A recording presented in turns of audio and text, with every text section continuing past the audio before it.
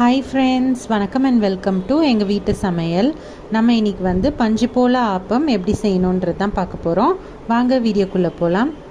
இந்த வீடியோவில் ஒரு பஞ்சு போல ஆப்பம் ரெசிபி தான் செஞ்சு காட்ட போகிறோம்.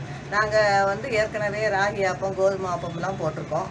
ஆனால் இந்த ஆப்பத்தில் வந்து நீங்கள் வந்து ஒரு சோடா மாவோ அல்லது ஈஸ்ட்டோ, தேங்காவோ அல்லது சாதம் ஒன்றுமே கலக்காமல் உங்களுக்கு எப்படி சாஃப்டான ஆப்பம் கிடைக்குங்கிறத மெத்தட் தான் இதில் சொல்லியிருக்கோம். வாங்க எப்படி செய்வோம்னு பார்ப்போம். இதுக்கு வந்து 1 கப் போல் பச்சரிசி எடுத்துக்கணும். அதுக்கப்புறம் 1/4 கப் போல் இட்லி புழுங்கல் அரிசி, 1/4 கப் போல் உளுந்து, 1/4 கப் போல் அவுல், இதெல்லாம் தான் எடுத்துக்கணும். இப்போது நம்ம வச்சுருக்க பொருள் எல்லாத்தையும் நம்ம ஒரு கிண்ணத்தில் சேர்த்துட்டு இதை வந்து நல்லா தண்ணி போட்டு கழுவணும். நல்லா கழுவிட்டு இதை வந்து 4லேருந்து 5 மணி நேரம் போல் ஒன்றாவே சேர்த்து ஊற வச்சுக்கலாம்.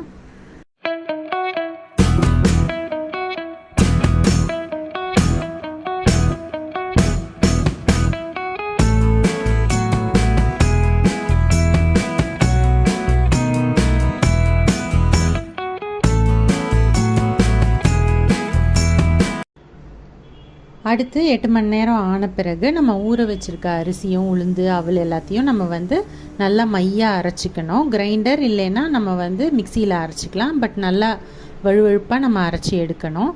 மாவு வந்து கொஞ்சம் கட்டியாகவே நம்ம வந்து அரைக்கணும். அப்போ தான் வந்து நம்ம சப்போஸ் இனிப்பு பணியாரம் ஊற்றணும் அப்படின்னாலும் உங்களுக்கு கரெக்டாக இருக்கும். மாவு வந்து நல்லா வழுவழுப்பாக அரைச்சிட்டோம். இப்போ இதில் தேவையான அளவு உப்பும் ஒரே ஒரு ஸ்பூன் சர்க்கரையும் சேர்த்து நல்லா அதை வந்து அடித்து ஒரு 8 மணி நேரம் போல் இதை வந்து புளிக்க வைக்கணும்.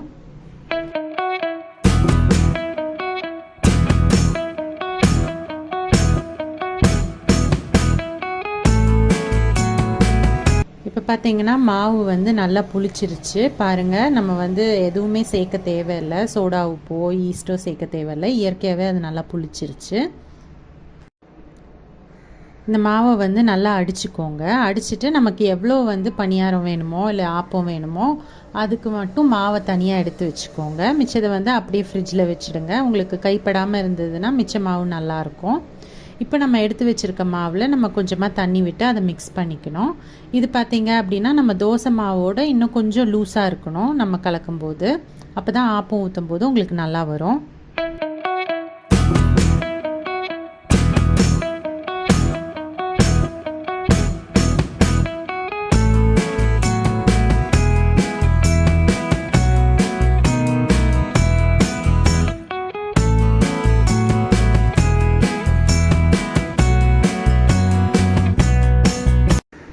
இப்போது ஆப்பக்கடாயை அடுப்பில் வச்சுக்கலாம். ஆப்பக்கடாய் வந்து நல்லா சூடான பிறகு ஒரு கரண்டி மாவை அதில் விட்டுட்டு இந்த மாதிரி லைட்டாக சுழட்டி விட்டுக்கலாம்.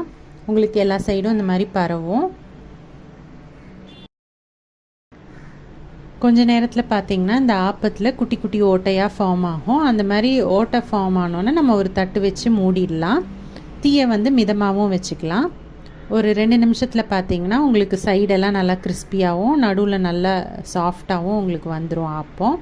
பாருங்கள், அவ்வளோதான் நம்மளோட சுவையான பஞ்சு போல ஆப்பம் வந்து சூப்பராக தயாராகிடுச்சு.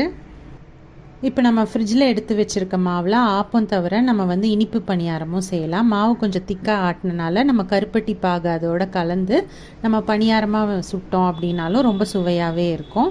ஸோ இந்த ரெசிபி வந்து உங்களுக்கு யூஸ்ஃபுல்லாக இருக்கும்னு நம்புகிறோம். இது பிடிச்சிருந்ததுன்னா லைக் பண்ணுங்கள், ஷேர் பண்ணுங்கள், சப்ஸ்கிரைப் பண்ணுங்கள். மறக்காமல் பெல் பட்டனையும் டேப் பண்ணுங்கள். அப்போ தான் எங்களோட ரெகுலர் அப்டேட்ஸ் உங்களுக்கு வந்து சேரும். தேங்க்யூ.